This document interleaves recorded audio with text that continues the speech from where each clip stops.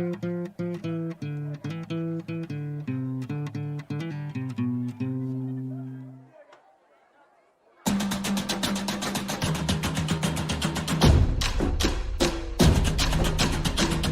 everyone, welcome to episode 4 of Shameless Pandits. I'm your host Mancunian Rouze.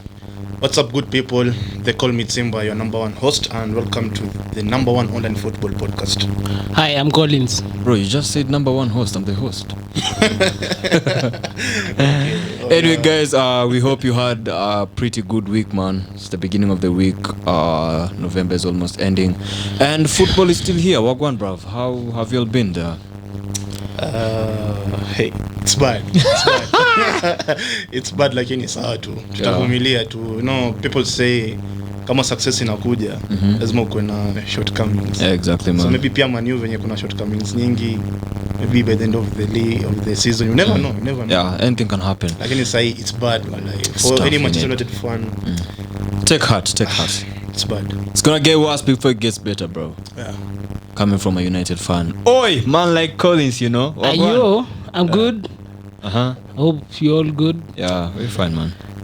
As an Arsenal fan, let's say it was somehow expected, so. I predicted it. Yeah, so. But it is what it is. So my week had to move on from that. Or it's beginning to move on from that. So, yeah. Anyway, before you even kickstart and like discuss things which happened during the weekend, I have one quote which I think all United fans will kinda know this. I'm gonna be successful in this football club, and there are gonna be players who won't be part of it. Who said those words? Is it Ole? No. Man said, is it Ole, bruv? It's Fraudshire himself, bruv. Wagwan, you pussy. Yeah, but that's the trending topic at the moment. Like, Ole was sacked during the weekend after the Watford game, and you're not trying to discuss. Yeah, man. Glory be to God, bro. No, It's look, gone. Ole is gone, but I didn't feel the excitement because what's next? Carrick, man. Our club is in shit. Like, the way it's being run at the moment, it's so bad. Like, a big club like Manchester United, how can you miss a plan B? Like, it doesn't make sense. Man are having interim so that they can get an interim. Yeah, like that's a joke, manze. That's a joke. Like, hey. But you see, so sorry to cut you short. I also said the same thing in the group, that we are no longer a football club. We are a brand. So you can even call us Branchester United. It's acceptable. Because actually I saw something on Twitter which Carragher said that if there's anyone who is writing a manual on how to build a team and look for a manager, just go to Old Trafford, see whatever is happening in that football club, then don't do what they're doing. Yeah. It's like, whoa, that's harsh, but you know what? It's the cold harsh truth. It's the truth, man. Like, we are not run like a football club. Exactly. It's so annoying, bro. So like, and you know, once the problem is up there in the hierarchy, exactly, it flows down. It reflects to the pitch. So like, nothing good will come out of the. Yep. What's wrong with the hierarchy? It's being run bad. How? Like, many things are wrong, bro. like the focusing. You got the players you wanted. So what's the problem? Okay. I feel like they're not focusing much on the football. Side, They're focusing much on the commercial side. See, that is to concentrate on football is the manager's job. Nope. You see, one thing people usually miss this fact that, you can have a CEO like Edwin van der Sar who oversees everything. But if you don't have a competent director of football, the football side will be in shambles. Because one thing I can tell you is that Man United, I think currently we have the biggest wage structure in the Prem. You'll be surprised that some of the players in that club of ours are on big boy pays and they do sod all. True. A person like Phil Jones apparently is on 150. When was the last time you saw Phil Jones playing? I did not remember such a Brandon guy. Williams. The funny thing, he was given another contract. I don't know for how many, 4 years. Like, why are you giving a player a contract and he's not playing? Exactly. It's Manchester United. Actually, I see Arsenal also undergoing the same problem. But you see, the good thing I like about Arsenal fans is that they already accepted their situation. No, pull up. What? No, there's been a change. But there's been a change. There's been a change. I told you the other day, I listened to the. I can't lie. I won't disagree that there's been a change. But do you think it's good enough? Because you see, wait, hold up. It's progress. You see this whole back Arteta, trust the process, bro. There's no process in that football club of yours. There is. Wagwan. Okay. There is. Sawa, it's fine. There's a No, process. you know, because all about you see what? One thing that I saw immediately after your game ended, Arteta out was trending. It trended for 2 days, and I was surprised. Like, bro, these men are from a 10 winning streak. Even they've just lost a game. Wagwan. The Arsenal fans were asking, but you see, like, bare fans. No, fans are frustrated. That was expected. You know, they have to lash out somewhere. Now you see, that's where the other problem comes in. Bare fans were saying that it's a write-off. If we lose this game, it's accepted. I'm like, bro. It's Arsenal Football Club. If West Ham were able to get a result from Liverpool. Why are you man saying that? Nah, it was expected. we can allow it. Arteta can lose this game. This is what I knew with Arsenal when we were going to that game. Arsenal, when we were playing a bigger team, we always scramble. So at some point. How many times will you scramble against bigger teams? I don't know, but that's a problem that is there. Because like those are how many points possible. Yeah, if you look at the bigger teams in the Premier League, these are the points. That's why I'm saying that's a problem. You said mta lose home, na mta lose away. That's a problem. That's what I'm points. saying. That's a problem. Because the other thing which you man are missing is that you see also these small clubs. You see how Crystal Palace handled you guys. You see how you got a sneaky goal with Watford. Also, these small clubs are gonna be a problem for you guys. The same thing with us. But if you trust Arteta, well and good. So like, no, this is what I said the last time. I'm giving him till the end of the season. No, I'm giving him until January. January. To see how he'll progress from there. We go step by step. I don't want to give him till the end of the season. Then we end up finishing number 8 or number 9. So let me give him till January. Okay, like but to see who will stay, who will come, if there'll be any incomings. Okay, well, let's judge him off the season because I feel like the way Manchester is being run is more worse compared to Arsenal. Yeah, actually. Because like Manchester United, they use PR stunts. Like these stories of Neil Ashton and them, man, Pochettino, Eric Ten Hag, Zidane, Ralph Rangnick. Even in media. Exactly. Nothing is going those on are in media the club. speculations. Those are media speculations. Those are fans' favorites. Like they want Ten Hag, they want Zidane, but club yenyewe hajui inataka nini. Like up to now, they're undecided till now. They're acting like Gemini. The problem is that your backs were so much onto Conte. So now Conte is gone. It's like no. Yeah, no. We were not. Do you know why? Conte was busy twerking for us. He wanted the Conte job. wanted us, but what did the board say? They're sticking with Frodshire. Yeah. And apparently, things haven't gone as how they've planned, and they're now in shock because they weren't ready to sack him. That is the problem. It doesn't make sense. Sorry, to cut short. It doesn't make sense. How do you sack the guy who didn't coach the team and you've left the coaches? Yeah, like if anything, then Ole couldn't have gotten the sack. How do you leave Mike Phelan and Carrick and McKenna? These are the guys who do the coaching. Frodshire was just a manager. He wasn't a coach. So if you're gonna sack Frodshire, sack the whole lot. Bring in a new powerhouse. And that's bad because like after the Liverpool game, I thought social like you know the end. Alafu funny enough nasikia napata backing from the board. Alafu like after the City game, those 2 weeks, at least hata wangetuma scouts basi waanze kutafuta manager mpya. Man was sent on holiday, you know. It really pissed me off. Unasikia after the Watford game, they were clinging on a win. Ndo bado Solskjaer go around. Actually, the worst which I heard is that if we could have lost 2-1, he couldn't have gotten the sack. Yeah, true. What? Yeah, true. The standards of this football club are just 6 feet below. We are dead, bro. You look teams like Villa, teams like Norwich. Exactly. They know they have a situation with their manager. They sack him and immediately wanaanza kutafuta mtu mwingine. So Manchester United, yani a big club like Manchester United that wanatafuta. But you played into Watford hands on Saturday. And you see, it's also sad because after Villa brought in a new gaffer, they won. Norwich also won. Well, yeah, exactly. We stuck with the same dickhead. We lost. Yo, it's bad. But you had your predictions. You said anything can happen. Exactly, and something happened.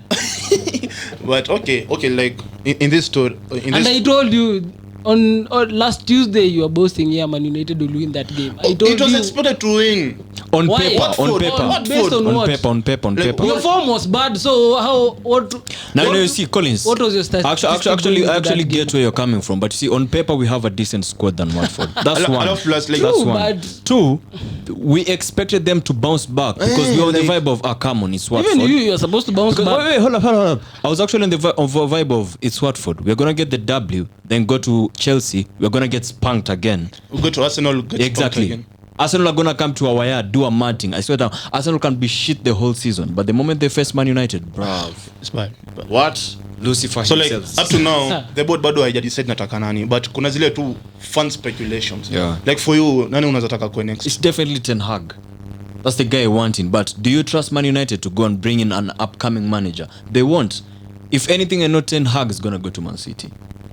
Man City are ready to replace Guardiola. Even if Guardiola leaves now, they know who's coming to that team. Yeah, true. Even Liverpool. A person like Liverpool, But they can't leave a him football this club. early. Yeah, I know. Even Liverpool, when they or let's say if Klopp wants out, Liverpool already have a replacement. For us, we are waiting to have an interim.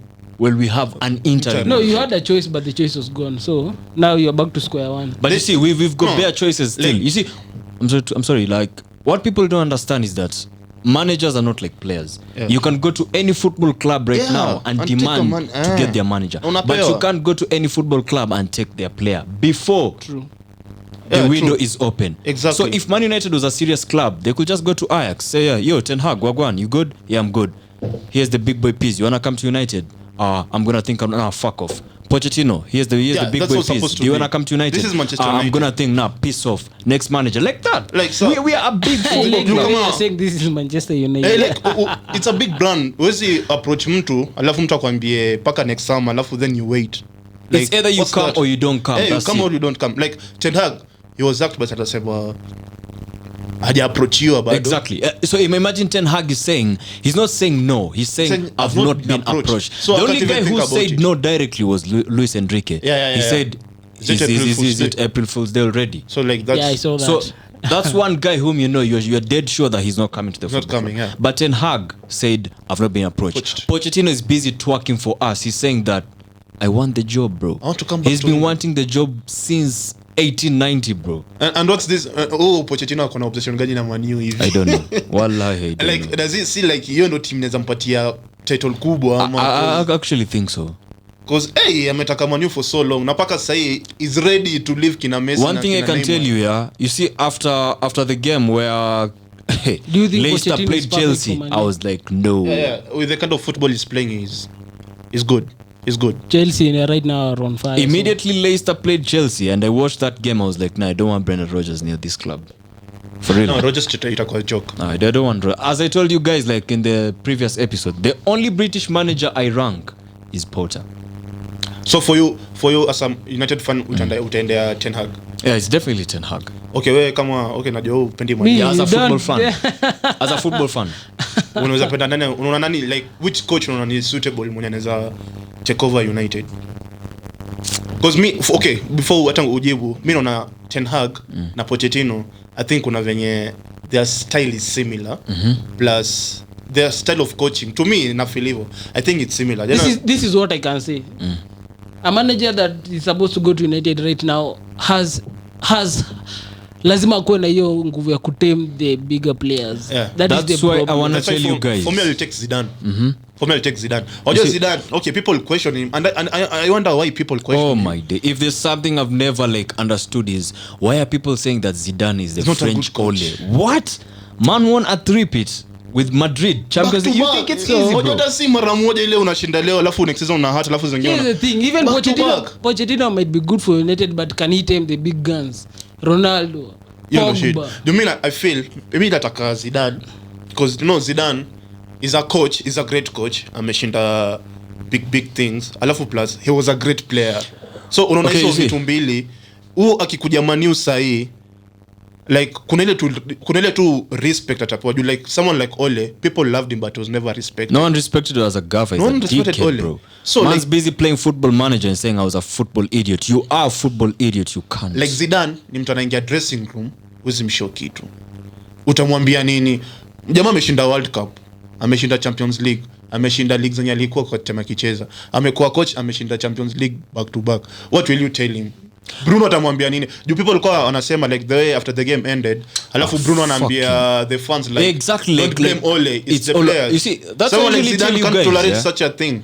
I will tell you guys, you see, like these guys like Fernandes, Rashford, Maguire, Shaw, I don't like these guys, bro.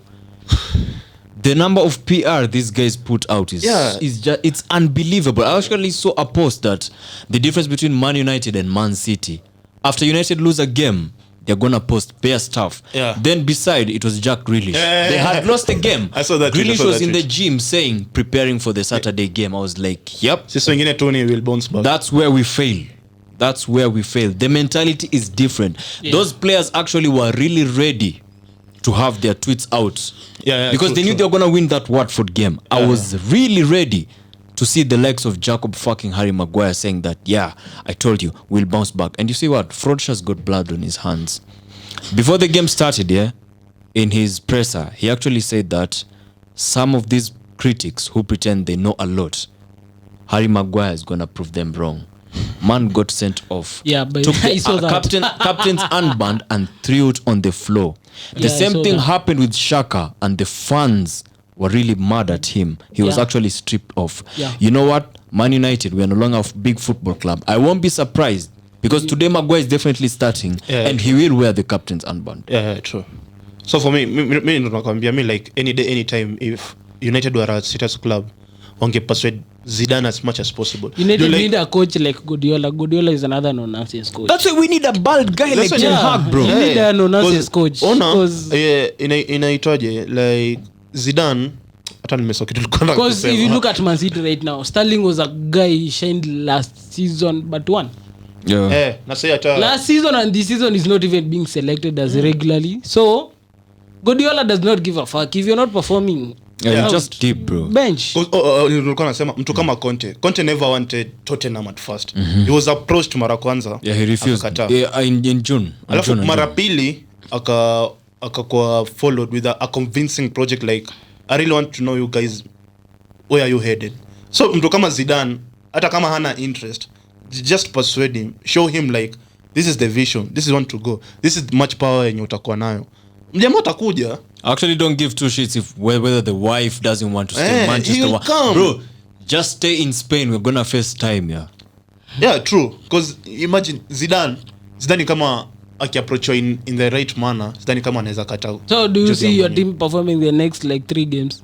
Because they're basically leave alone the 3 games. The same guy who did the coaching is the same guy who's gonna be in the dugout today. So the only thing which I expect, you see, if Michael Carrick was at least smart, he'd pick the team which started the second half. I swear down, if it wasn't for that red card, we could have gotten a result. And I'm also thankful that we didn't get a result because that meant that Frodshawk could stay in the game. The moment Van der Beek came in, Martial came in, Sancho on the right side. They had a vibe. The Sancho and Van der Beek chemistry link is good. Because hata uliona ile game ya Atalanta last time, like walipoingishwa tu wao wawili like wakona link up to power. You know they're actually on the same wavelength. The players I was watching the game, so there was this Man United player and he was asking me, I asked him why is Van der Beek not playing. Tells me man does not know. You can't know. Even no one knows. I swear down, like Frodshaw's got an agenda against that guy, and it was actually poetic justice. The guy scored in his last game. I was like, wagwan. That is what Sancho cross was so wavy, man. Anyway, let's move on. Jusa tukianza kuongelea Man U. Tutashinda hapo. Jusa hatujui interim mwenye atakuja next after interim ni nani. Juu basically nasikia kwanza because I'm hearing he'll wait till December. Wanataka ku judge Carrick the next 3 games. Like hii leo ya Champions League, maybe anaweza shindana narrow in. Alafu Saturday again. The other week achapwe na Arsenal. So Arsenal are definitely spanking us. So if Carrick is still there, bro, those are 3 points gone. So our club is bad. Hatujui tutafanya nini. Mimi naweza taka Zidane, huwa amesema nataka Ten Hag, huwa naweza taka mtu kazi Zidane tu. Juu description umepeana ni mtu kazi Zidane. Anyway, away from that, Manchester ni Manchester tu. Wacha we discuss about the weekend action which happened last weekend. No, wait, hold up. Before we go to that, in the group chat, Apparently there was a United fan who was telling me that you should give credit to Ole after what he's done during his tenure. And you actually saw the conversation, guys. I went back and forth with him and actually gave up. One thing I'm going to tell you is that you can never argue with an Ole stand, bruv. No, but all you know these, the funny thing Ole is, stands, you can never I argue. guess that's not the only guy that supported. Even this guy, this United former player. Nah, Neville said ex-players are alone, bro. Ole Those are brought dickheads. the spirit back to United. Which spirit? I You don't know spirit, what he's bro. talking about, but that's what he said. So I don't know. And that's why I can say it with my chest out, bro. You can never give credit to Solskjaer. He's really we actually human can agree with me with this. It's actually more toxic right now than it was under Mourinho. True or false?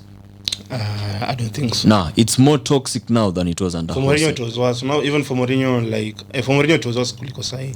Sahi it's better. Nah, Hapo I won't agree for with real. I'm gonna tell you this now. It's more toxic currently than it was under Jose. I don't think so, lakini sawa. Because wajua Mourinho alikuwa ready na beef na players. Alikuwa chapoteza dressing room ile 100%. But you see, one good thing I liked about Mourinho is that if Mourinho knew your capability, he's never benching you. Yeah. So the problem he had with the guys is that you don't want to be told what you're being told. Mourinho it was more toxic. Because I can tell you, see, a guy like Luke Shaw, whatever Mourinho said, it's happening now. Yeah, the guy is... Even my guy Paul has leveled Pogba. up. Mourinho said that Paul Pogba is not consistent. I'm a big Pogba stan, and I can tell you, yeah, it's true. Paul Pogba is not consistent. Mourinho also talked about the football heritage. We've not been going to more deeper stages in the Champions League. People are saying, so what do you mean? Since Mourinho left, what was the highest point we went to the Champions League? Quarter final against Barca, and it was a luck which we bet PSG.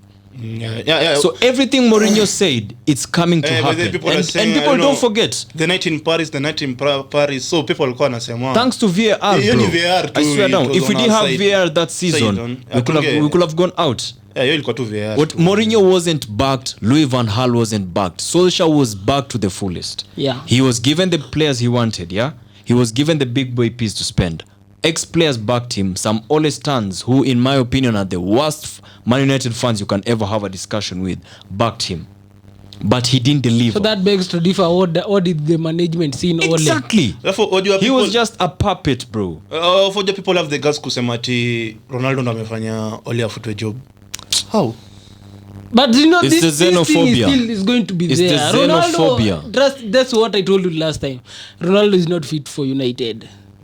Mistake. You know, you're happy because you are a fan of Ronaldo, but sivyo, acha tuone kama kutakuja coach mwingine alafu tunavenya Ronaldo atacheza. Let's see, but Ronaldo is not fit for United. Acha tuone. Keep that in mind. By the way, shout out to man like Nathaniel Kayer. Nathaniel actually had a good point where he said, you fit Ronaldo in your system.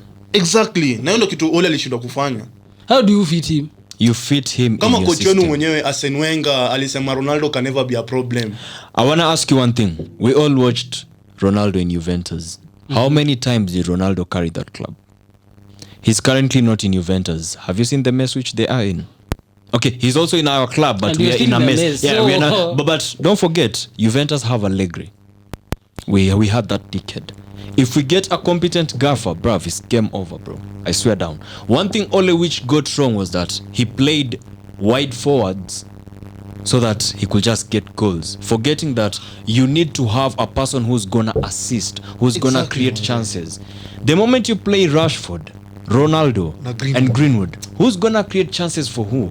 Greenwood is a wide forward, just like Salah. When he cuts in the box, he won't want to assist or cross. He wants to shoot. You see the same thing with Rashford. One He wants difference. to shoot. Sancho akicheza right wing sasa, like on the Watford game, unaona hiyo difference. Exactly. Sancho akipata ball hataki kufunga, yeye ana cross tu. Exactly. He wants to make an Ronaldo impact. in that game kuna a couple of chances that limits. Ronaldo had 2 one-on-ones, bro. That's exactly. But Foster was on point on that game. Yeah, exactly. Lakini pia uliona tu venye for the first time we created like 5 chances in one half. Na hizo ndo Why? vitu. Because we had bowlers who had good IQ. Martial, good hold-up play, drifting in. Sancho, good delivery. Donny van der Beek picking in the pockets and cheza hiyo system repeatedly. Alafu mtasema mtaona kama Ronaldo is a problem. Then apart from that, like I'm gonna say that you see our our fullbacks, they really need a lot of coaching. There was a time Sancho had the ball, told Bissaka, like, try overlapping so that I can play 1-2 with you. But he's not been coached. How do you expect him to do that? Anyway, tutaongea Manu the whole time hapa. It's so frustrating, wallahi. Wacha tuanze na game ya kwanza. During the weekend was Leicester City and Chelsea. But the prediction yako iliingana vizuri. Wagwan, yeah? Keep on telling you guys. And but you guys, right alafu but you guys like sisi tuki analyze games, atu analyze in a form ya kubet. Mimi nashangaa watu bet zao zinaungua, wananiambia jamaa nilisikia podcast yenu mkasema hii itashinda alafu bet. Hey, we are not sport pesa bwana. We're just doing this because for the culture we love this thing. Just analyzing ile because personally I don't bet. Yeah, even for me I don't bet. So like sit tuna analyze tu ile kuna two situations venye iko hivyo venye iko. So like predictions tunakam nazo zikiingiliana na bet yako sawa, zisipoingiliana msinipigie simu bwana kuniplay. Cash out. You know what? One thing I'm going to tell you about this Leicester Chelsea game is that, bruv, credits to Rouze James. And Chilwell. And even the whole team of Kante. That guy should win the Ballon d'Or. No. In my opinion, it's Jorginho. Jorginho should win this team. What the? No. Give it to Jorginho, bro. Give it to Jorginho. Hapana. No. Hapana. Give this thing to Jorginho. Jorginho just not a World Cup. Somebody asked what Rio Ferdinand asked. Okay, Jorginho is included in the list. Exactly. But what has he Ferdinand done? was shut down by Jorginho, bro. He was shut down. What has he done? What has he done? What has he done? He's won the Euros and he's won the Champions League, bro. Asa Conte ameshinda kila kitu. Kante. Kante. Okay. Kante. He's had a sting. Kante has won everything. What has Kante not won? Alishinda Premier League na Leicester. Actually, we hear where you guys are coming from. But ameshinda Champions League. One thing you man are not understanding. Ameshinda World Cup. One thing you man are not understanding. Is Kante black or not? He's black. Yep. And that's why he deserves it more hata kushinda Jorginho. He won't be given this thing because so labda sasa sorry that lakini ukiona ongeambia uchoose guys. Based on performance utachukua nani? Who's your favorite to win? Ati Jorginho. And you're still sticking with that? I'm still saying Jorginho. Wallahi. I'm still saying Jorginho. I swear down, bro. Jorginho deserves this thing, bro. More than atasema Kante or Conte or Kante more than Kante. Uongo wallahi. Anyway, moving on swiftly. Okay, like this game by the mimi nilikuwa najua itakuwa nili expect game ikwe ngumu, like to be a hard game, like even if Chelsea wangekuwa angeshinda maybe on a narrow win, lakini Leicester mwanzo alichezwa kawa toi bwana. The other thing which I want to address this defender of Chelsea, can we please give Rudiger his accolades? Yeah, Rudiger has improved. That guy's got bare goals this season, bro, for a centre back. Even this guy Chalobah, man. Even like, but I guess since the formation of Chelsea changed, even people like Rudiger has been performing. Chalobah, it's still at the back. It's really working for them. Wanafanya kazi ya this guy Silva. Iko rahisi sana. Like that guy. I love Chalobah. That guy, he came out of nowhere. I did not even know Chelsea had such a player. It's called trust, bro. Mimi nilianza kumuona time ya pre-season nachanga who guy nani. Alafu kwa game ya kwanza na Palace na unamsaidia alifunga by the way. Yeah, he scored it was it was a shot, ilikuwa long shot wallahi. Nikashanga who is this guy wallahi, like for real, like there's for Chalobah, then there's that because Chalobah being picked instead of Azpilicueta, yeah, so he's doing something right. Kuna ule mwingine pia anakwanga dark skin bado. Who? Sir. Sijui ni nani. It's but you know Chelsea bado anaplayingia role ya center back. City sir. Pia anacheza game poa. Na ni young players. Chelsea have very young nice defenders there. I'm not even gonna lie. How you see how Tuchel rotates his squad? It's so interesting, bro. Even when Pulisic came in, he did a mad thing and I was like, what? Ndio mimi nilikuwa nakwambia like Chelsea, like the way you were saying the other day, kuna watu wengine wa Chelsea watakosa kucheza but uta notice. Yeah, exactly. Okay, so this was my issue last week. I asked you people about Saul Niguez. You see, he's gonna go back to Atletico in my opinion. Yeah, true. That's what I said. And that's why they actually did a very perfect move to take the guy on loan. Because wewe angalia midfield ya Chelsea. Yeah, wewe. Hata uta substitute nani? I'm still telling you guys. Atabitua ngoje tu games za Carabao. Chelsea are winning this thing. Wallahi. Chelsea are winning the Prem. I see that happening. Actually, I told you guys Chelsea from the played Man City. Yeah. And they won 1-0. Man City won. Man City won. But you see how when Chelsea played Liverpool, they went 10 men down and they still drew at Anfield. I was like, you know what? He has the kahunis of steel, bro. Tuchel is winning. And he got the perfect squad. Yeah. He got a squad that was there, but Franca did not know how to assemble it. You've been given a good squad, but you can't manage. That's why nakwambia mtu kama Pochettino akiweza kuja anaweza fanya mad thing do. Ukisema una judge Pochettino based on league on trophies ama something like that. Yeah. Mtu kama Tuchel had never won the Champions League. Yeah, he actually reached finals with PSG. Then Bayern did a mad thing. Na mtu kama Pochettino, then the next season won it. Mtu Pochettino yeye alifika pia finals na Tottenham. With Spurs. And lest you forget that transfer season they didn't sign anyone. They didn't sign anyone. Yeah. And they reached the final. Average players. And now you can imagine the type of beautiful game they played. So no matter that guy is salivating so much for that United team. You anajua it's the team yenye inaweza mpatia ile credit. Poch ameprove everything that is good in coaching. Is poker 2 trophies. Unpopular opinion. If Harry Kane couldn't have played that final, Tottenham could have won. Harry Kane wasn't fit. He was rushed. Actually, allegedly, it was orders from the FA. Okay. They told Poch, this guy has to play. Because he's the captain of England. Yeah, he's the captain of England. He's never reached a final, and it's the Champions League. He can win it. If Harry Kane couldn't have played that game, Lucas Moura was benched, and Lucas Moura was the reason why Tottenham got to that final. True, yeah. Lucas Moura was the reason. That season is shown. And that's why I usually say that the FA, with the decision they usually make, giving Southgate that 2-year contract, it's never coming yard, even though I'm an England so fan. you even agree when Poch comes to United atafanya kitu ngine nomo? Pochettino is a good tactician, but will he be? My issue is just controlling the players. He will. Trust me. You already watu nasema is failing at PSG, but jamaa on the table ako 11 points nyuma ya second position. And that's why you see he's winning games. The same thing with Ten Hag. You see Ten Hag, bare man don't realize that Ten Hag is actually under pressure.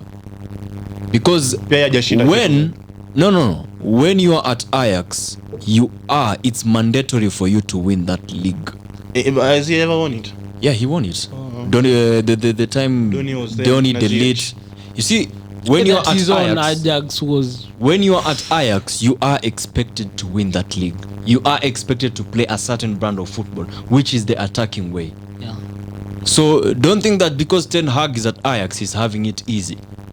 Have you ever listened to his pressers? He says that we still need to improve. Who has actually seen that stat where they've scored, I don't know, 100 plus goals in how many matches? 50 something. Like what? Ajax scores goals. What? They score goals a lot. And I'm gonna say this, yeah. Umeona dio stat yenye Xavi ametuma kwa group chat leo? Actually didn't see it. Amsemaje? Kuna stat ametuma hapa ya Ajax is like Man City. I'm gonna tell you one thing, guys. Ajax are gonna do a mad thing in this Champions League. I can see them easily reaching the semis or even the finals. Anything can happen. For real. Oh, like Ajax, like so far, goals 42. Then you may concede only 2 goals. How many games? Others you hajasema games. Lakini hii ni based on this Champions season, League. Champions League. Alafu clean sheets wako na 11. What? So that is also last season's Champions League. But still, yeah, exactly. But still, that's good. 42 goals, 2 goals that's conceded, bro. Oh, wamesema Ajax in the Eredivisie. Yeah, exactly. So it's their league. It's their league. This season, bro. 42. Alafu wamesema, and a reminder, they have won 4 out of 4 games in the Champions League. 100%, bro. That's a clear 100% big game. Yeah, considered only 2. Wow. Now imagine if Ten Hag comes in, bro. I swear down that can't Maguire. No, he's never playing for that football. Sorry, was to me divert kwa topic. Topic iko Leicester na Chelsea. Yeah, man. So Chelsea, okay. I mean inaniboni kusema Chelsea. Venye ina smile inaniboni kusema Chelsea ni wanoma lakini wow. They're good. I'm gonna give them their credit. You have to give them credit. Vile niliona walicheza against Leicester. As in Leicester walikuwa toyed. Chelsea is a team if they find a weaker team they'll destroy them. Yeah. They will destroy anyway, them. Newcastle Brentford. Yeah, Newcastle Brentford. Is to expect you draw. This weekend. Me so Brentford win but nilikuwa predict draw. I think. Like sikuwa ndani itafika draw ya 3-3. 3-3 bro. Hey, isn't the games unaangalia? This is Eddie Howe on the wheel. He was not available like on a COVID. But he's still the one who set up the squad. He was managing with his iPad, bro. What? Oh. Hey. Ole couldn't do that. Fucking hate that guy. I hate that guy, you know. It was back to back, bro. You score, we score. You score, we score. Like, but what? Yeah, this coach for Brentford is doing. He's also Frank knows what he's doing. He knows what he's doing. He knows what he's doing. Okay. Burnley Crystal Palace. Vieira on a mat. Wow. I can't even lie. But you see, I also told you guys, the moment you give Burnley set pieces, that's it. True, I told you, man. Yeah, true. The moment you give Burnley set pieces, that's it. They've got tall guys up front. It's also interesting, you know. Yeah, it was an interesting game by the way. Like, Benteke is scoring goals. Benteke, man. Benteke is on form. He's on form, yeah. He's on form. But half time walikuwa 3-2 bana na shida. Benteke is the type of guy, if he's on form, you're gonna realize it. And if he's dropping a stinker, he's the worst player on the pitch. But Zaha, did he play in that game? Which one? Yeah, Rouze, Brentford na Newcastle. I never watched it. Nah. You miss like Crystal Palace Burnley, not Brentford. Crystal Palace Burnley. Did Zaha play? I don't think so. Niliangalia highlights. Yeah, he didn't play. So imagine if he was in. Yeah, and even Kalaga bado hajarudisha form, was just doing. Zaha was in. Basi. He was in. Sikujua those kwaka. It was just not this day, so. Baba I hate Zaha though. But niliangalia highlights, Kalaga bado anafanya tu mambo yake tu kama kawaida. Gallagher, that guy. But the Tuchel was asked about Kalaga. He said everybody, it's hard to hate that guy. Ilisema like he's had to wanamwendea next year. Walisema January they can't take him back. But see, Gallagher is a Chelsea guy. Crystal Palace on loan. He's on loan. Also don't forget that we have Billy Gilmore, the CDM, so Chelsea CDM. Okay, like wanaona kwa midfield ya Chelsea angecheza wapi hata? Atacheza front 3. Okay, so like Tuchel alisema like they will with the club each January watamchukua. But next summer they're going back for. Like this is problem with Chelsea. They have a lot of fucking good players. Do you know why? And because it's a well-run football club. It's a young squad. You see, you guys are busy complaining about Chelsea. Did anyone watch Man City's game? Anyway, we're gonna come to that. Bro, they man dropped bare kids. Palmer, what? Tutafika to your game. Wait, say at this point, Ateta kianza kwa na bad run. Would you take Vieira? No. You have to. Come on, man. No, he's playing better football than Ateta. But he'll just not leave Crystal Palace just like that. He can. You are a bigger club. It's a step up. He will not. Trust me, he will not. Kama Gerrard alitoka Rangers. No, tell me a bad run. What is a bad run? Like yours, Manchester United's run. Kama yorania tu venye iko. We've been having a bad run since we lost to Villarreal in the final. You have not won in like the last 7 games. We've never won since 18th century. Fucking hell. Yeah, so anyway. Aston Villa Brighton. Nikwambia nini? You see, I won't even lie. I had my money on Brighton, wallahi. What? Gerrard anafanya kitu Gerrard anafanya. He did it last minute. Nilikuwa nikiwatch game ya Tottenham, the commentators were saying like, if you want to know an elite coach, Conte. watch them in the second half. Conte was actually the reason why Tottenham won that game. He inspired that win. So like it's the same to Gerrard. Mimi nilikuwa nakwambia okay, unasema Gerrard is from British, alipata license yake British, so he can do a good thing. But the issue is ukiangalia Gerrard anakatu a natural coach yani. Ukimwangalia tu kwa hizo stands. Hebu angalia vile ali celebrate after Wings amefunga hiyo bao. That guy akona hiyo coach tu ndani yake. Mimi nataka tu akuprove wrong tu, hiyo ndio kitu tunataka. No. I'm still saying this here with my chest out. Steven Gerrard won't do shit. He's just gonna be a decent guy, but he won't do shit, bro. Okay. Give him time. Watch his next game. Hata akilose, just watch venye na react. Like venye na react ni the same way Pep wana react, ni the same way yenye Conte wana react. Like jamani serial winner to me. He's a copycat. Sasa someone if it gets him to win, who cares? We just have another guy who does like this. Msisi yako anachokigia. But mimi niliangalia highlights and the way Gerrard venye alikuwa ana coach your team. Yeah. Aston Villa watashtua. I think so. I can't judge him with one game even if he won, but wacha tumpatie a couple of games paka kitu kama January tuone. Can we kindly skip this one and go to the next one, please? Brighton ilifungwa. No, we are not skipping it. Brighton walifungwa na favorite wake na kwanga Graham Potter. Graham Potter alionyeshwa. No, I'm saying skip the next one. Oh, Watford na Man. No. To skip. That is the topic. Gerard, bro, congratulations. No, okay. You got spanked. But you got spanked by Watford. You also got spanked Watford. by Liverpool. Liverpool, how can you comparing Watford and Liverpool? We both lost. No, how are you comparing Watford and Liverpool? Lakini yetu ilikuwa worse bana. Yours was a horrible loss. Better days are here to come. You're still waiting for them. But bro, Watford. Chelsea is not a better day. You know Watford, the funny thing ni our last podcast tulikuwa tunasema Watford ni one of the teams zinaweza kuwa relegated. Yeah, Me when tulifungwa I was okay with 2-1 win. I couldn't expect it to fika. As I said, bro, the standards of this football club have gone down. Man saying I was okay with 2. Me, I was okay with 2-1 win. Okay, I was expecting loss. United watashinda hiyo game. Like after tumecheza first half. Alafu nikasema, maybe I second swear half. you see from minute 1 that ground was like this. These guys were just coming down. Unakumbuka ni what? They were making Unakumbuka nikikutext ukiwa half time nikakwambia tuna come back ukaniambia ngoma ngumu. Ngoma ngumu. Enda ukalale. Hakuna kitu mnafanya. After Donny scored the other goal nikasema acha nishtoe jamaa tena lakini nikasema let me hold my balls. Be humble. Then the guy with the moon head got a red card. So like man like go okay Arsenal wali lose lakini the one nyesi tuli lose. Yes, you got played from minute 1. From minute 1 mwanzo nilikuwa na kina Sissoko yani daruna hype. Sissoko aside, Tom cleverly bossed that mid. You know that game even was about to be 5-1. Kwanza tuli missed two penalties. Missed two penalties. And that's why I told these guys you can never blame De Gea for that loss. No, sir. How do you blame De Gea for that loss? Did you see that goal? We already a man down. Tushaisha momentum. It is a goalkeeper. It's supposed to stop ball from going. No, wait. Hata ungekuwa goalkeeper unge see, one thing people don't realize is that you see the moment a goalkeeper sees his defense is just letting man come. He's also gonna do a man too. Because how do I save 2 pens and you man are not creating anything up front? You're just letting these guys come in. Maguire committing silly fouls, Luke Shaw not doing his thing. Aaron Bissaka getting caught out of position, and you expect me to do the whole thing. The same thing with Ramsdale. Ramsdale was the man of the match in that game. How many goals did you get spanked? 4. Exactly. It was bad, but and if it wasn't for Ramsdale, I'm sure if it was Leno, the game could have easily ended 8. Like 6-5. Hii hata ilikuwa worse kuliko game ya Man City na Liverpool.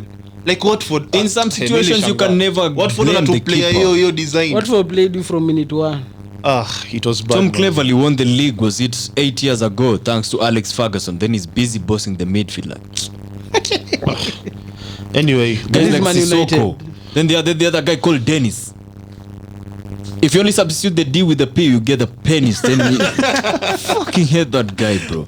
Like scores against us, then takes his top off. So shameless, bro. Sijui Man tutarudi lini kwa tukiangalia next fixtures. Tunajipata top 10. I swear. But the next 2 fixtures mkicheza vibaya, the way you are playing, you'll find yourself bottom 10. You after the because right now you're number 8. Tuko number 8. Now after Arsenal game tuko na an easy run lakini maybe kama tutakuwa tumepata mtu wa maana. Easy run on paper but anything can happen. On the field. Sijui kina Crystal Palace wanaweza tu outshinea bado. They're definitely going to do that. If Michael Carrick is still the interim, it's definitely Crystal happening. Palace, this other team ni gani niliona inaka interesting hapo. Brighton. Anyway, so it's gonna be mad wallahi. Dagi, stop laughing. Let's go to the next game. Wolves and West Ham. Raul Jimenez. West Ham no lakini hii tulipredict tulisema itakuwa a 50-50 game. 50-50. But tulikuwa tumepatia West Ham win. But I don't know what happened with the West Ham. I told you guys. And worse is still to come. The moment these guys start getting deep in the European football, fatigue kicks in. You're gonna tell me West Ham is just gonna be a mid-table team. Let's agree with that, bro. Okay. Even though I'm gonna give him his accolades, yeah. Like I'm Moyes. He's been on a mad thing, but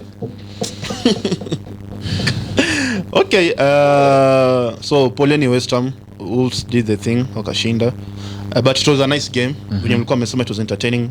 ilikuwa entertaining cha ukweli. West Ham pia walikosa chances zingine zenye walikuwa wanafaa wafunge. Did Antonio play? Yeah.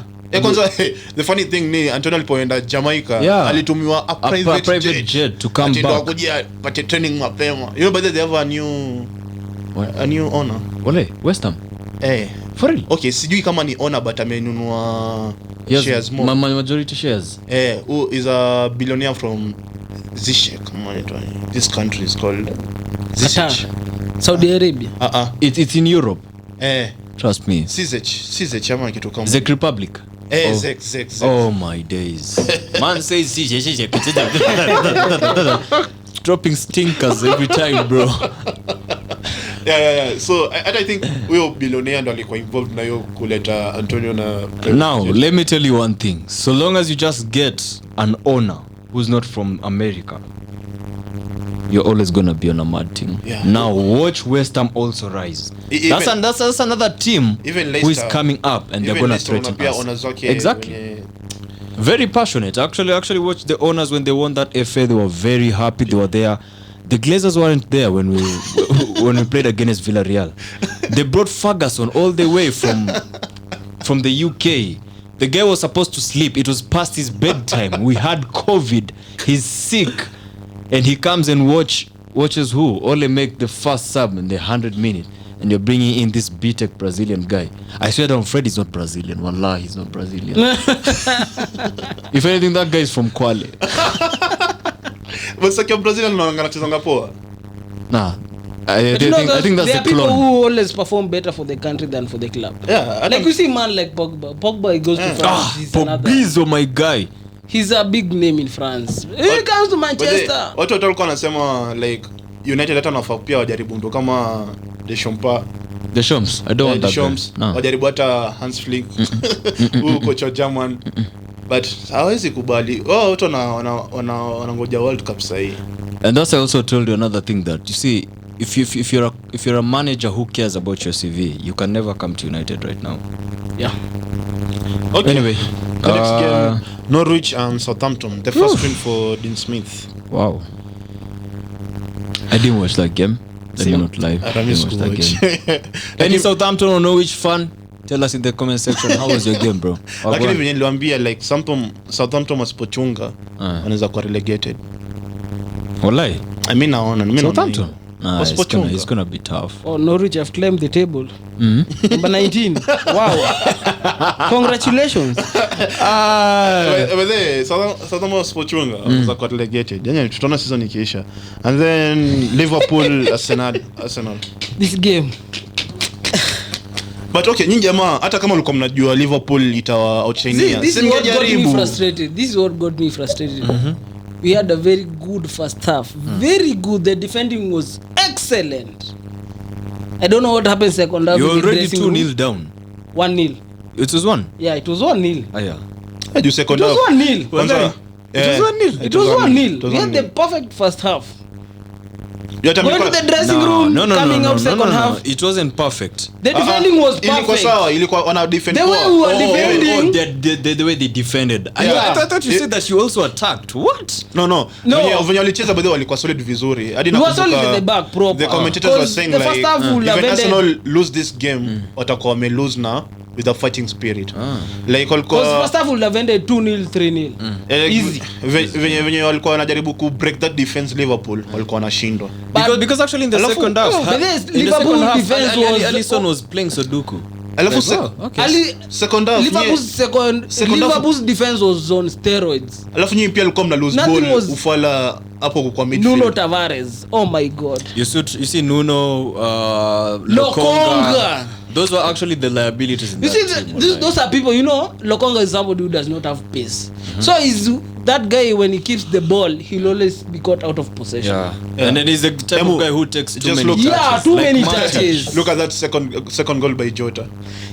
Blame Tavares making a blind pass back. And that's why I usually told, if you wanna play the ball from the back, make sure you have either wing backs or a center back who is good. Tavares, the last 3 games he played well. I don't know. Mnapenda kusifu. Tomiyasu was not bad. Tomiyasu was not half bad. He was when you compare Tomiyasu with Tavares, Tomiyasu was better by far. Tomiyasu kidogo asione. Alipata mchina mwingine Minamino akafunga tu instant. Minamino first touch. You know what? I'm gonna be shameless. Man United, we've never conceded a goal against Liverpool. Minamino scored. First touch. His first touch was a goal. Salah scored the third goal, sindio? Yeah. Ilikuwa na Minamino na ingishwa, ilikuwa ni type kwa group, bado Minamino afunge tu yake. Na jamaa ameingia tu hivi, first touch, bow. His first touch was a goal. Hata bado Indomine haijaiva. So like, okay, like first half we crumbled. I don't know what happened. I don't know what Arteta told these people. He made them overconfident. I don't know, but second half we were two separate teams. Kuna time walikuwa kupigana na Klopp. Yeah. Mane did a foul up front. Actually liked that passion from who is it called? Arteta. Yeah. Then after the first goal, Klopp capped his ears like fucking Maguire. I was like, you were saying what? Yeah. What were you saying? So yeah, second half were in shambles. That is what disgusted me about. So mnaona like in the next games venye singu mungumu there are schoolboy mistakes from that game. Yeah, that game taught us we have to make a difference when it comes to you're gonna play Newcastle next. Newcastle next. So that is a must-win game. Yeah. We cannot afford to lose that. Mnaona mkishinda kweli. They can bounce back. We can bounce back from that. They can. Okay. Because if you take the passion that we had against Liverpool in the first half, we take it to second half. No, if you want to know an elite coach, angalia second half. Yeah. So this is what I'm saying. If Arsenal want to be a better team, they have to take what they do in the first half into the second half. Ukiangalia game ya Tottenham yenye walishinda Tottenham 3-0. We played the first half ilikuwa fantastic. A very superb game. Lakini second half jamaa wasingechunga. True. First half was tiki-taka, one touch, Aubameyang, Smith Rowe. Hiyo second half wasingechunga. Tottenham wange-replay hizo game. Wange-recover. But I don't know Arsenal. Even Crystal Palace happened the same thing. It's always the problem with Arsenal. They usually play a game of two halves. I don't know why. This thing has happened under Arteta. I don't know why. I don't know what he's telling the players in the dressing room. Na bado mna trust tu jamaa. No, let him do his thing. I actually understand. I think the moment Arteta has a lead, he usually tells the boys, keep it safe. I think so. And that's where the problem gets and when we become too defensive, we make mistakes. You invite pressure, back. exactly. Nakumbuka like what Nathaniel was saying, like kama Solskjaer ametoka Manu, acha tu pia Arteta aende. You say hizo shida zote. Exactly my point. And that's why I'm gonna tell you guy, this whole trust the process with Arteta thing, that's a PR spin. You know what is giving Arteta time is the fact that the first season in charge he won an FA Cup and a Community Shield. That is what which was luck. I swear down. Whatever it was. Bora umeshinda. It is what is keeping him there. Yeah, true. Hey, you want to swallow me? He has the trophies to prove. He at least the trophies give him exactly confidence and stuff. Yeah, so that is what is keeping him at the job. That's what I can say right now. But yeah, this is what I'm saying. I'm giving him till January to see what will happen next. Lakini wenye nakaa tu mtampata tu season nyingine. I see that happening, but let's see how we'll progress. Okay. Obama actually said he's the coolest captain. Man City come on. Hey, game mimi kwanza hata hivyo tunatajaribu bwana alafu you see Raheem Sterling before we go to that game. You see, this is the problem I have with Aubameyang. Aubameyang, when it comes to a bigger team, he'll never perform. He doesn't turn up. He'll never perform. Never. That's the time his hairline even disappears. This is what I always say. Against a big team, I'd rather start Lacazette than Aubameyang. Actually, I was watching that game with my cousin and I was on the vibe of, you know what? These guys really need Nicolas Pepe in this game. Yeah, something like that. You see, Aubameyang does not play. In a big game, he does not like go. Saka. He does not Saka apply can pressure. never take on a man. And Saka can never. You see, Saka can. Let me tell you one thing. Nicolas Pepe is very good on 1v1 situation. I am getting that, but now I've seen him against Luke Shaw. Trust me, yeah, I saw that he had last season. But this season, something has happened with Pepe. I don't know. Even I have seen it. But something is wrong with him. He's being impulsive on the ball. For real? He can be on a tight spot and there's somebody open, but he'll risk it and lose the ball ahead there. Why do that? Because you see, one thing I actually noticed against the first season which Pepe played is that his decision making was poor. And where he can score, he kept on passing. I was like, bro, why are you behaving like Timo Werner? So what he's doing right now, where he's passing, he's not passing. He's doing the reverse. Pun intended, you know. Okay, Man He's City. doing the reverse. So Ababa in that game was poor, but they are more City than Abamba because that is the number one name in the team sheet whenever we are playing. Nyinyi mtaicheza Champions League lini? No, let's go there when we are ready. Let's not rush there, then we come out in group stages. For what reason? You might be there but you're not ready, then you get kicked out of the group stages. But Chelsea weren't also ready, but they did a team ya Arsene Wenger, like venye mlikuanga wanoma, like Arsene Wenger like hakuwa na hiyo passion ya kushinda Champions League. Bora tu ako top 4 alikuwa tu sawa. No, it got a point he got tired because we are not progressing the way he wanted. There was a time we reached a final but we were beaten by Barcelona 2-1. Nilikuwa nasikia hadi Man U anaweza chukua Arsene Wenger kama interim. No, Arsene Wenger is not a bad coach. I don't want him in a football club. Why did you fire him? He's not a bad coach. Why did you fire him? He's not a bad Why coach. did you fire him? He's not a bad coach. Oh, but Arsene Wenger haku live in a good way like Alex the way he did with Man U. Yeah. No, he left in a good way. He's the one who it was the banners exactly. I actually saw troops GT. These were the same guys who came in with the banners each and every game saying Wenger out. We want this dinosaur. When we were outside the Champions League. So the guys were pissed. So hold up. Will you take Wenger back? Right now, with the squad we have, I can take him back. I don't want him in my team then. Me, with the squad we have right now, I can take Wenger. You take him. I don't want him. Champions League ndio mnafunganga 8 ama ni 10 na. It was Champions League. Man, I've been conceding 10 goals. So, Arsenal, whenever they're in the Champions League, yeah, the goals which Arsenal have conceded in the Champions League, unaweza nunua boxer nazo. Don't be harsh. Don't be harsh. Okay, Man City Everton. This was an easy win for Man City, though only than Everton watakwata and at least a fighting spirit. Cancelo. Uliona hiyo assist buda. Outfoot. Hey. Bro, that is and you are telling me that you can take one Bissaka in your team. You're so shameless. Why? I said Cancelo. No, these guys. No, it was Semo. It was the other guy. Yeah, tukidiscuss.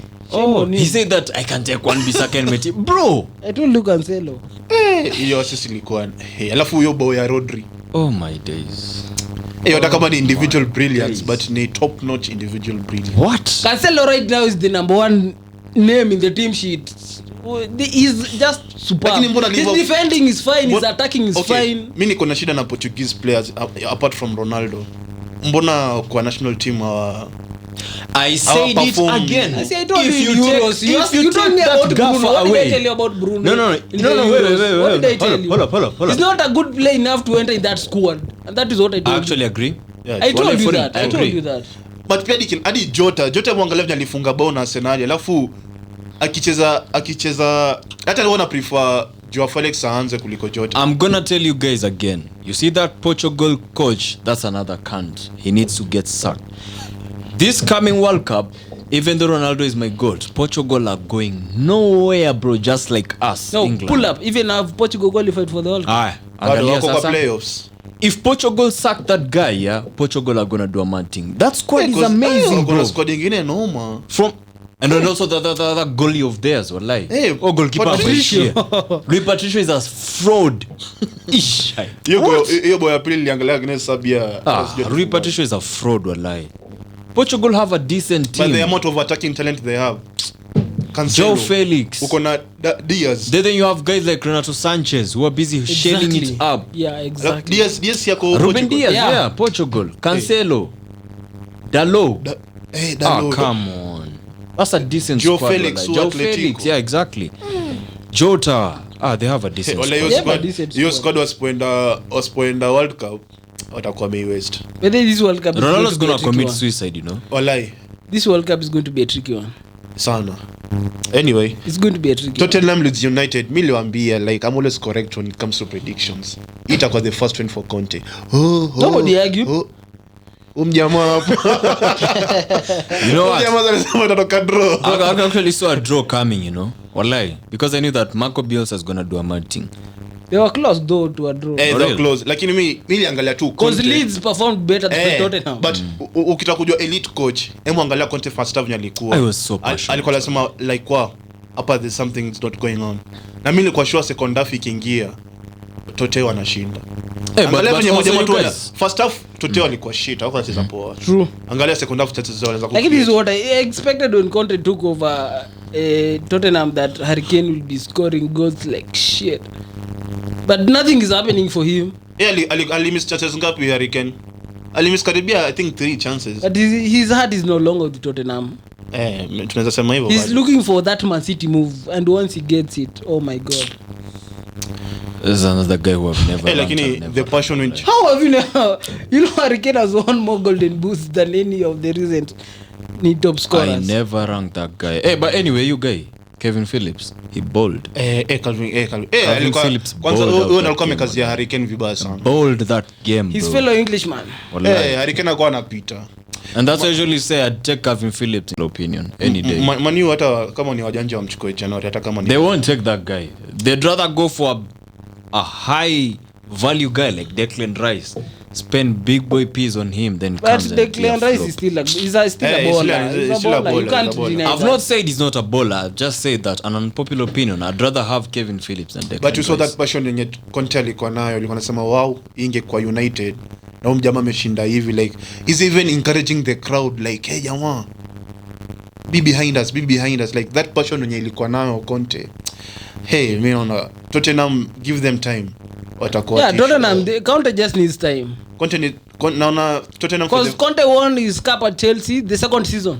the second season. Yeah, just give him time. Hey, mimi naona And he also brought Juventus from the ruins. Yeah. But For real. he himself said like the teams has got before like zilikuwa na problems, lakini yenye iko Tottenham it's a Tottenham very does not have a bad squad. The way they're playing is bad. but he said it like it's a different challenge from the other teams zenye alichukua zikiwa in shit, but alisema atajaribu his best. Na mimi naona maybe hata anaweza shinda IPL ama hata karibie, But you know Tottenham, I know January they'll be going for a striker. but hiyo ni next season maybe.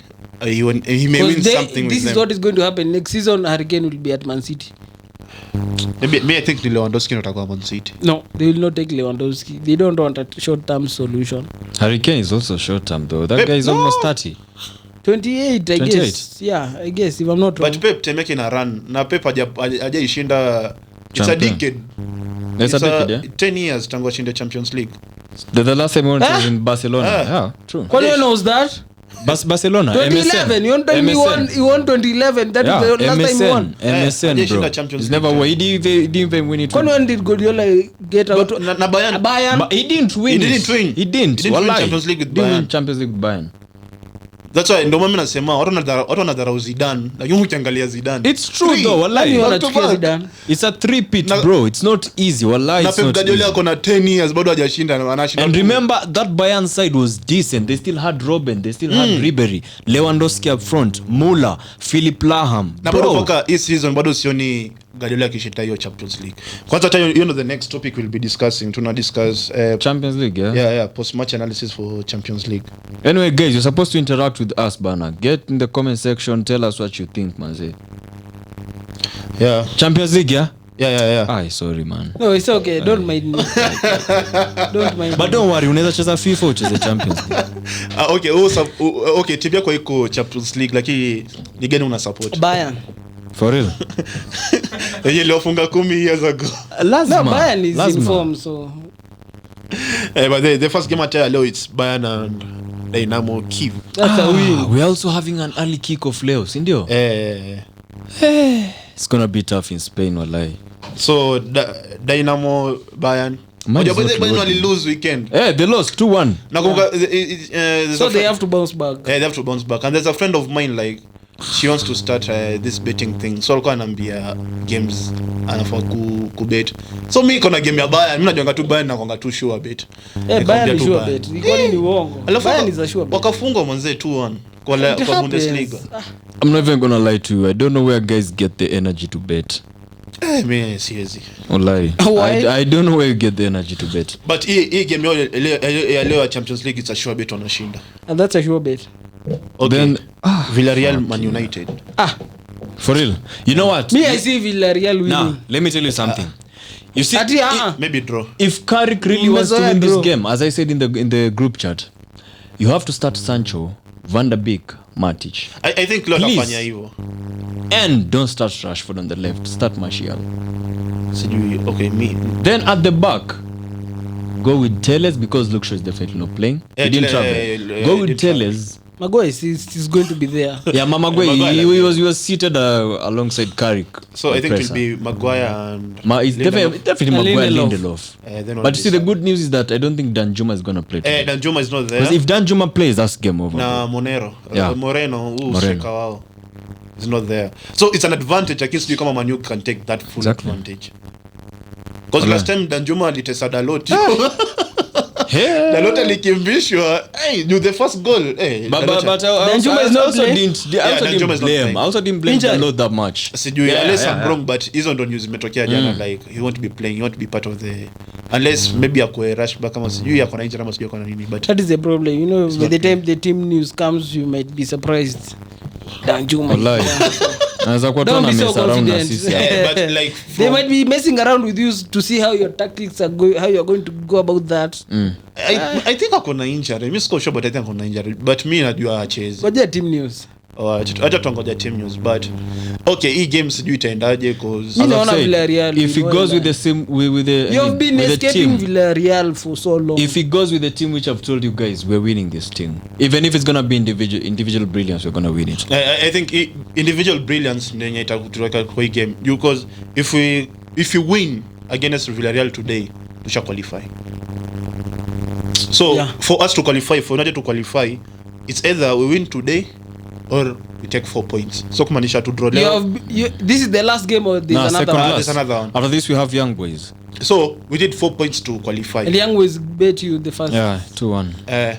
So was it a must for you to remind us? So hii leo tukishinda, fingers crossed, tusha qualify. And if you lose, that's that. Yeah, if we lose today, even if we win the Young Boys game, you're not we can't go with 10. That's the night football in it. Yeah, so hiyo ndo the only option. So like it's either we win today ama to draw, alafu tufunga Young Boys. Like me, just to be safe, I just pray we win today. Everyone prays. I mean, Villarreal when they're dressing room, they usually like pray. Like in the group chat umekuwa nakwambia Ronaldo will be the coach today. Yeah. Ronaldo hizi kubali kucheza. For real. He can't. Yeye atakuwa coach leo, hata haitakuwa Carrick. He might be the coach, but sasa you see, he's gonna influence that team. He's gonna influence like, hey, come on guys. Because every player right that's now. That's what he's been doing. No. You see, kwa Premier League sijamwona na hiyo passion. Yeah, he actually doesn't do it. You see, ukimwona akicheza Champions League, you actually weigh your options. You know that Champions League, it's usually bare one-off games. You can make it. But the Premier League is usually long. So we have the first phase and the second phase. So it's kind of tough. Unless you're in an elite team like Man City and you know that, you know what? It's 5 games left and we can win this team. You know, guys like Company did it. Guys like Azipalekweta did it. Guys like Van Dijk have done it. Ronaldo can also do it if we get that position that it's 5 games remaining. Come on, guys, we can win this thing. But see in the Champions League, it's the Ronaldo show, bro. He has to step up. How many times has he bailed us out? Times. 2 times. Exactly. Twice actually. Every game in the Champions League amefunga. Exactly. So the guy who's gonna give the team talk today is Ronaldo. It's Ronaldo. Like I'm guys, kwani amchoki pia kucheza Europa leo. I wish you all the best. Hey, wish us all the best. To support tu hata leo. That is something I cannot do. I cannot do. Kijama kitaka tu status. Ni timu gani tunangoja leo? It's just hard to be known. Barcelona, Benfica. Yeah. Barca man, but even though Barcelona Benfica wewe. Benfica is also Benfica is still. Ojo last time waliwafunga, but walikuwa away. Yeah, walikuwa away. So like I see a draw. At Barcelona hii ni 50-50 kwa. How's Xavi performing though? Okay, niliwatch game yake. Because you man were busy gassing that game. Entertaining football. Potential. Anacheza game ya possession mob. Yeah. Tiki-taka things. Yeah. By the way, shout out to was it Pedro Gavi who won the Golden Boy? It's Gavi. Okay, who is 17? Ni Gavi ama ni Pedro? It's Pedro, yeah? Oh, shout out to you guy, man. Yeah, he won. Golden Boy. Yeah, yesterday, man. Gavi, you know. Si Pedri. Hojamia tu unikoroga. It's Pedri. Pedri, not Gavi. Okay. Mwenye akicheza Spain anachezanga fito ni nani? Both of them. Mwenye ako 17. Kwa mmoja ako 17. Sini Pedri. Pedri ndo kom young, yeah? Pedri ndo ko. Are you sure? Hey, it's tough wallahi. It's Pedri, I think. Mwacha ni confirm. That's why usually it's that's why I usually say, like, if you're good enough, you're old enough. If you're good enough, you're old That guy, enough. did you see him playing for Spain? Actually saw him in the Nations League. I was like, what? Is this the Spain team? Wow. Those guys were shelling bare kids. And ako 17, man. Yeah. And we have dickheads like McTominay, who's Pedri. 25, and they're still saying It's he's Pedri. young. Yeah, it's Pedri. Who ndo like your 1 billion clause? 1 billion? Yeah. It Got is 1 close. billion. With Barcelona? Yeah. Even Ansu Fati. Adi Alves Yeah, so Fati is being hyped too much. Dani Alves amekiwa release clause ya Fat is decent. Actually, Fat is just like Mbappe. Mbappe is overhyped. Ansu Fati. Unpopular opinion to all the Mbappe stands. I'm sorry, but that girl of yours is overhyped. Dani Alves ako 38. What? Acha amekiwa release clause ya 100 million. Acha ikae. Barcelona He'll now. retire it there. So. Okay, so mnaonaje game ya which one will win? It's actually a tough one, but I'm actually going for a Barca win because it's Xavi, it's the Camp Nou. The players are they actually look like they know what they're doing, so I'm gonna go for Barcelona. Barca. Barcelona. I see. Because we are You see a draw? Yeah. You reckon? a win today secures them a place in the next Exactly. round. That's what I'm telling you guys. I'm seeing Barcelona, even if it's gonna be a sneaky win, but Barca gonna. Juu wasiposhinda nao wako pabaya. Yeah. Hatutaki competition huko chini bana. Okay, Chelsea Juventus. What? Last time walinyeshewa na Juventus walifungwa moja lakini walilemewa. I'm also going for a Chelsea win today. Wallahi. Chelsea ali- Stamford Bridge, Tuchel's gonna want revenge. I'm gonna go for a Chelsea win. Yeah. For real? But wait, even if you lose, si wako sawa? Huh? Wako Yeah. sawa Chelsea hata wakilose? Chelsea. Yeah, so they have won all the games. Even though inasema a points put them through can also qualify with a loss to Juventus if Zenit fail to beat Malmo. I'm still going for a Chelsea win. So they must beat Juventus to have a chance in the winning group. Wow. Juventus washa qualify. A point against Chelsea means they win the group. When is Lukaku back? No, Tuchel is saying not he yet. will not risk him. He's not. Si kama Solskjaer say. He almost ended Rashford's career. Like the guy played with a busted, what is it called? A busted ankle and a torn shoulder. Yeah. Then half of the body ilikuwa mbaya. And somebody was telling me he's a good manager. Okay, so Lille, Salzburg, Lille. Lille. Yeah, Sevilla Wolfsburg. No, it's Lille. Lille, Salzburg. Oh, Salzburg. Lille Salzburg. Umechukua gani? I'm going for Lille. Lille win. Yeah. Wallahi Lille. Lille good. Hey, but there Dimitri Payet manze pole sana. Lille a win against Salzburg and a point against Wolfsburg puts them through. Did you guys see the Dimitri Payet thing? Yenye alipigwa chupa.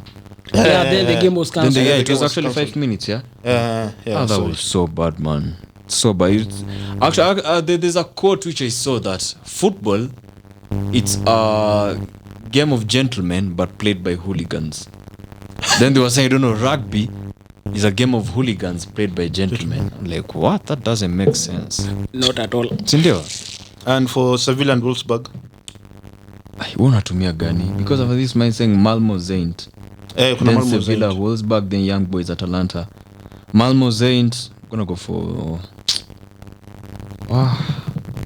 Ndio Malmo pia nao wako sidhani kama hata wakishinda kama itawasaidia.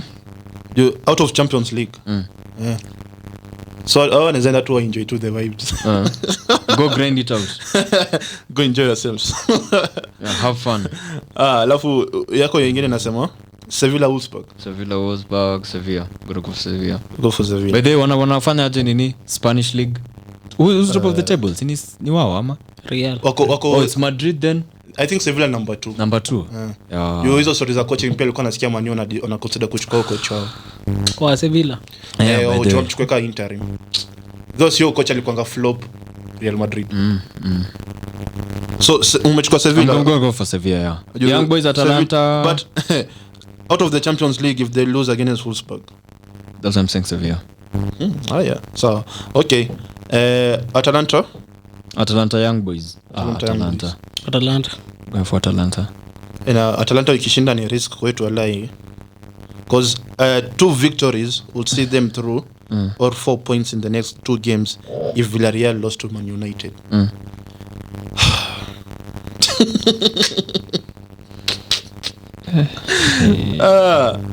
Which is another game for tomorrow. Yeah. Tomorrow's gonna Besiktas Ajax 10-0. Ajax 10-0. Lakini yenyewe Ten Hag manze, nilikuwa na watch video yake jana ya aki-explain tactics zake. You just get orgasms. Manze, alafu the way that guy was playing Donny, yeah, exactly. Donny, Ziyech, Delete, who else? The Baka guy. There's this De Jong. Ilikuwa nashinda like bona jamaa David Neres. Hata Ziyech apati that much time in Chelsea. It's the system. This is a different system. He's going. Yeah, I see him going. He's not going to stay. He's not getting game time. He's not getting game time. The only person who could guarantee him game time was Lampard. Yeah, true. Yeah. And that's what I'm telling you guys. The system which Tuchel came with, some players are affected. Very much. Very many players are affected. It has favored guys like Rudiger, but hey. Inter and Shakhtar Donetsk. Shakhtar, I'm going for Inter. Inter probably. This one is a mad one. Atletico Madrid, Milan. Itakuwa na dramas kama ile last time. What? So Atletico Madrid and Milan. Now both of them were in such a tricky situation. Yeah. Because one thing I know is that who's not playing. Like AC Milan, they must win 2 games for Chelsea to qualify. Olay. Yeah. Alafu for Atletico, a draw can keep their hopes alive in the Champions League. I don't see Atletico progressing. I don't know. Olay. Because Porto currently is number 2. Porto's number 2 with 5 points. Liverpool ataisha chorea hiyo story. Liverpool already qualified. Liverpool are quarters. Liverpool won the group. Yes, they qualified already. And that's what I'm telling you guys. They're just playing for fun. They're playing for fun. Quarter. So like mina Liverpool kama wangekuwa na watu na huruma wangeacha tu kesho wapigwe. Hawezi kubali. How do you that team with all that look at this Liverpool fans. That team with all that prowess. You can't just win the group. She's like telling them don't play. Na mbona mnasi mkicheza basi. So they supposed to play if they let the other team win. Okay, like the fate of Porto is in their hands. Like actually, you see, I think what Klopp's gonna do that game, he's gonna start kids. I doubt. He's gonna start I really kids. doubt. Lakini I really doubt. Klopp anataka tu kushinda. You said Pop. Klopp. You're having a howler, you know. Okay, like hata kama Liverpool washa qualify, like wako sure washa qualify. Lakini bado tu Klopp ataka. And that's why I'm telling you guys, he's gonna rest these guys. Atacheza kina the likes of Mane. He's gonna play Minamino, the guy who scored against you. Origi Divock. But shout out to what's it called? Tyler is it Onyango or Mondi? Tyler Onyango. He played against Man City. He's a Kenyan. You didn't see that kid with an afro like mine? Okay, my mind's better. He played for or against? Yeah, the Everton kid. Which team is it? Come on. I've said Everton. Okay, so tuko na mtu kwa Premier League na represent. Mtu. You think he's gonna play for Kenya? He won't. Because already he's born UK. Even if we know that he's not gonna get game time, he'd rather sit on the bench or not being picked than play for Kenya. To play for Kenya. Even Origi refused. Play for Kenya. Origi refused by the kama Origi alikataba. Exactly, and that's why you see my kids. If they make it in soccer, they're never playing for this country. Doende walale kwa airport. Kama Atletico, Griezmann red card yake imeisha mo. No. The ban is still on. He was given the last game. Yeah, the ban is still on. Then they also had another red card when they played against Liverpool. The second leg. On who? Kuna jamaa alikuwa red card. Okay. Sijui nani. It's the guy. There's a guy who also got a red card. Kuna jamaa alikuwa red card. Yeah, game Atletico if I'm not wrong. So like they're just moving like their manager. Jupia Inter Milan by the. But I see Atletico beating AC Milan. Jupia AC Milan in Serie A. No. They were defeated. Like your strike ya kwenda defeated iliisha. I'm actually seeing a Milan win. I'm seeing a Milan win. Devil's advocate. I'm saying I Milan win. Okay, Liverpool Porto is it? That is obvious. No, we've not talked about RB Leipzig Club Brugge. Na Club Brugge sio ndo next. Club Brugge man. No. Draw. Jota Leipzig wanafaa win ndo wapate spot ya Europe. Bruges over Leipzig. I've said draw. Draw. Nachukua Leipzig win. At least wako na hopes zao kwa Europa. Otherwise ndo hivyo. Sheriff. Hey, elephant in the room. Sheriff na Real Madrid. Nah. I see a draw. Sheriff, the first game they won against Real Madrid. You saying bahati? Wallahi. No, I'm gonna go for Madrid clean. I see a draw. Madrid clean, bro. Ilikuwa bahati. Whatever, Madrid. their luck can still be there. So that rabbit foot was happening. Whatever it was, we one game, another game, still their luck. So I see a draw, but no, I'm saying Madrid. Alafu Sporting and Dortmund. Rouze. Dortmund. Wait, what happened first? Haaland. What is wrong with Haaland? He's not playing. He's injured. He's injured.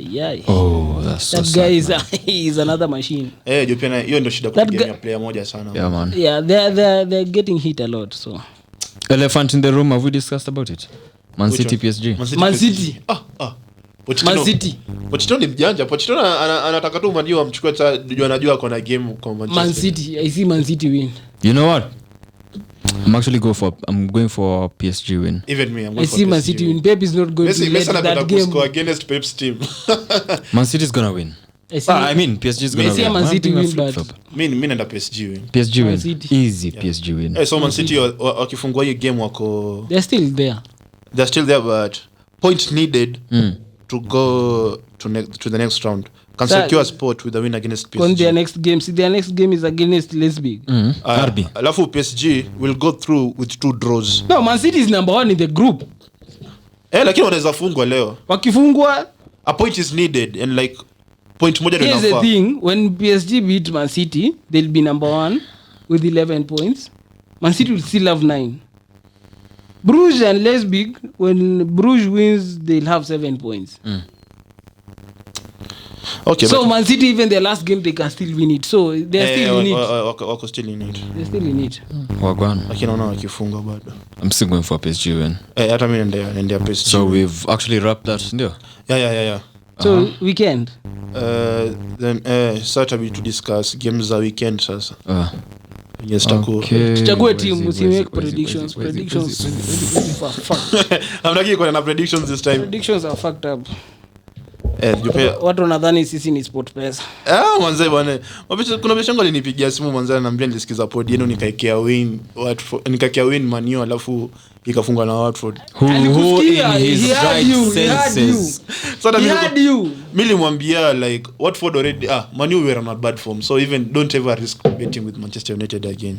Wow, 50-30 hours. Arsenal Newcastle wagwan. Yeah, Arsenal Newcastle ali kick off. Wow. Arsenal win. Me I see a draw. You see a draw? You obviously you'll see a draw. You know what? Okay, I'm saying like honest like okay, siku watch your game ya Newcastle lakini niliangalia highlights and the way all you know what? Perform. I'm going for Newcastle win. Do you know? No. Not because I'm anti-Arsenal, yeah? You know, I'm not. Because I know you guys.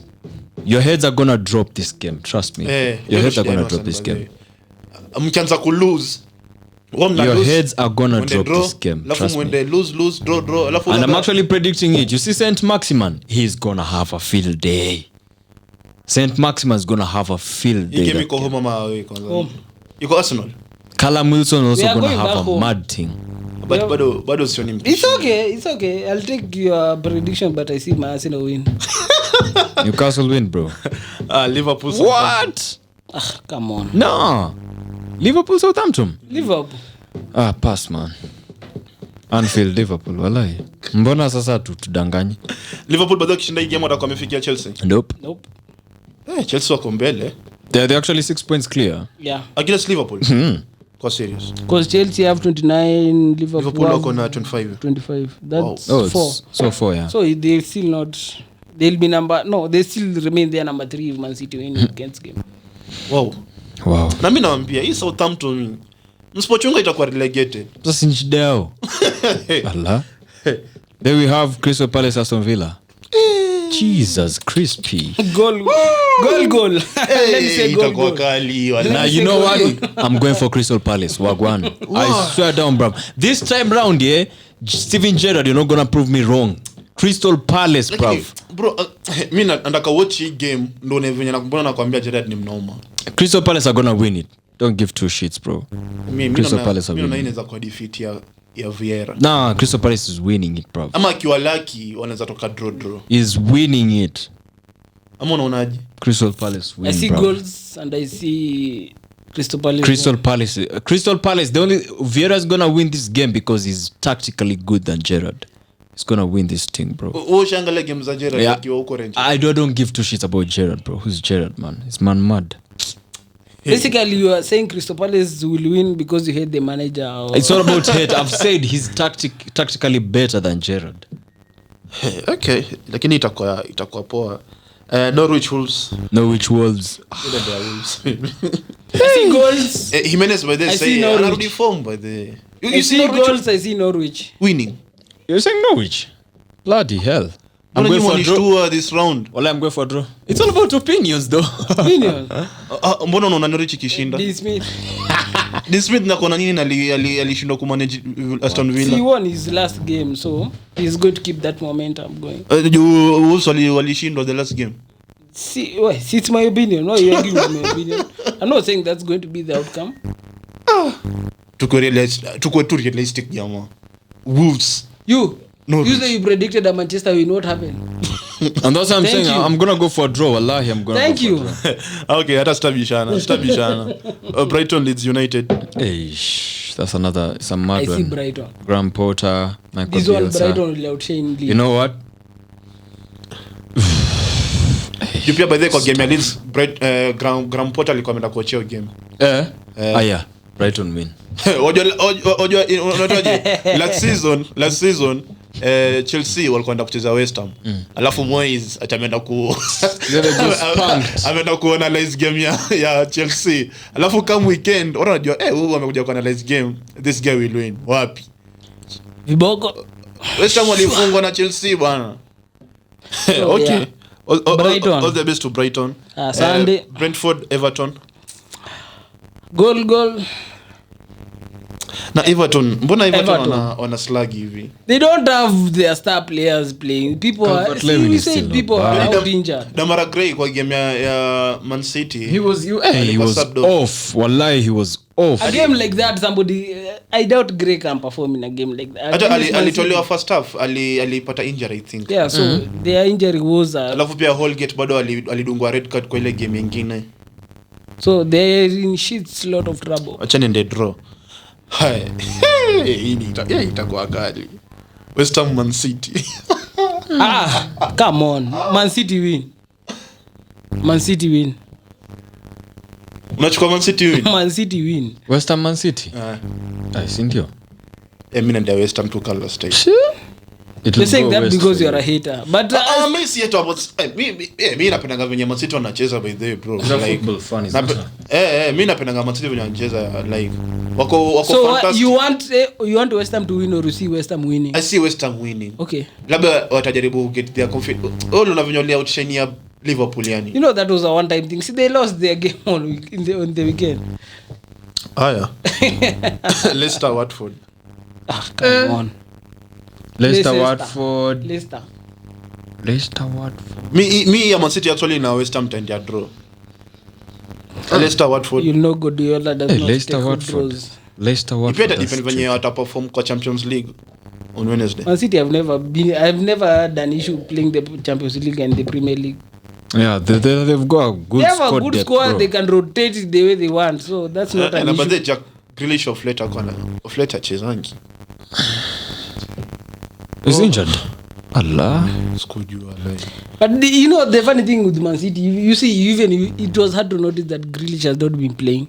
Yeah, so because Leicester, of their squad. So Leicester Watford. Leicester. Go for Leicester win. Draw. Burnley Tottenham. Mimi naenda tu Tottenham. Yeah. Tottenham, yeah. The game of the day itakuwa Chelsea United. Chelsea. Say Chelsea. Ojo by the 3-0. jana kwa Twitter liona Anthony Taylor ana trend. Chelsea wameanza kubabaika. Na shida mbona wanababaika? Because he's gonna ref that game. Come on. Taylor is a dickhead. Now, let me tell you something, yeah? If we get a competent, let's say interim, Man United winning 2-1. Okay, nilikuwa naambia watu like Premier League wins zetu kama Chelsea wanakuwa wametusumbua sana. So maybe the winning streak inaanza na wao. But I'm not confident bado. I'm confident Chelsea 3-0. Lakini mbona Chelsea wanababaika na Anthony Taylor kikocha? Nah, let me tell you something. Like everybody liko naangalia hizo tweets walikuwa nasema it's Anthony Taylor. It's mind games. Just the same thing where Klopp said that Man United have been getting bare penalties of late. Then what happened? Our penalties, they disappear. Yeah, they actually disappear. Even if guys are being fouled in the box, referees are not buying it. So that the whole thing can go away. Exactly. So the same thing. They're gonna do that. So that kuna status fulani zenye Ronaldo alikuwa anafaa kupewa penalty. Kama ukiangalia game ya West Ham na United kwa EPL. Oh, I thought you were talking Jacob about Zuma one. Is that guy called Jacob Zuma? Zuma. My God. Jamaa anapenda magoya sana. Said Jacob Zuma, you know. Okay, so twende vipi? Mimi sioni Manchester kama utakuwa na a competent coach ama competent interim. Carrick will still be there. If we get a competent interim Ogafa, I'm going for a 2-1 Man United. You come and if Carrick is still there, we're getting spanked. Jumaka sahi United hawaja approach mtu yote. Yes, so we're getting spanked that game. And what if wakipata a competent coach against Arsenal the other weekend? Come on. Itakuwa Old Trafford. Baby food, bro. We are back, baby. We get a competent manager against these dickheads. Okay, for Man United winning against Chelsea, sioni ki happen. But neza bambika sana winning streak yetu ikianza na hiyo game. For real. You know what? Do Chelsea umekuwa na mdomo. So that we can sweep the whole London team. They have their mouth because they know they scored. Tukatai lakini and their coach. Don't even go far. But aina jam tu Man City wako na good coach but their fans wasumbui hivyo venye Chelsea sasa wanasumbua kila. See, because they are number 1. And the way their stadium is small. Their stadium is so compact. Like a friend of mine is called compact and they have won Champions League. A friend of mine is called Magori. Juzi amenitumia ilikuwa jana kwanza amenitumia static fulani hapo ati Neymar, Mbappe na who's this guy Messi. They have 13 goals combined. Alafu wameikompare na squad ya Chelsea. Tena basi inaitwaje? And that's why I usually tell you guys, this is stats things, bro. Stats. Squad ya Chelsea will kill you. Hiyo squad ya Chelsea alikuwa ame combine nayo. How many goals do they have? Ilikuwa ta center backs walai. Okay. 13 goals. Rudiger, Chilwell, Chalobah. Ukiwa combine wako na 13 goals same na Neymar, Mbappe na and their defender. And you see, I'm not gonna lie to you. The moment PSG meet Chelsea, you're gonna see the difference. These guys who just run for stats hapa unaanza kuona mtu anaanza kuambia but Rashford has scored many goals. He's crap. Wow, but anyway, so but hata in case Chelsea washinde league lakini as long as tumewafunga kwanza tukikufunga wewe itabambika sana. Though the London teams. Hiyo game hata sisi sitaka kujichocha by the way. You're going with the mind that you can be beaten. Yeah. For me it's two things. We get a competent interim Ogafa. Competent is not coming. Okay, he's not coming. Now let me give me the prediction if Carrick's gonna be there. You know what? Wagwan. Man United win 1-0. Tunaweza lakini 1-0 and that's why I've said 1-0.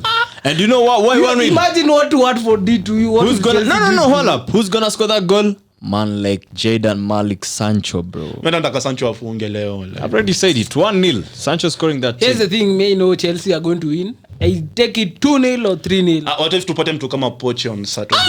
He's not going to come by Saturday. Let's not kid ourselves. You're trying to give yourself some kind of motivation that is not going to happen. So anyway, guys, just go in a mentality Carrick will still be there. So okay, but okay, miss iende venye itaenda. Anyway, guys, I like that. I hope I win. Big shout out to the mandem who've been listening this pod, man. Shameless Pandit, Shameless at Fight. Please go do your thing, bruv. Share the thing, man. Like, subscribe, comment. whatever, bro. And shout out to all the man who've been listening from across the country, even from overseas. Yeah, man. We love you guys. Exactly. So as usual, till next time, peace and love. Peace.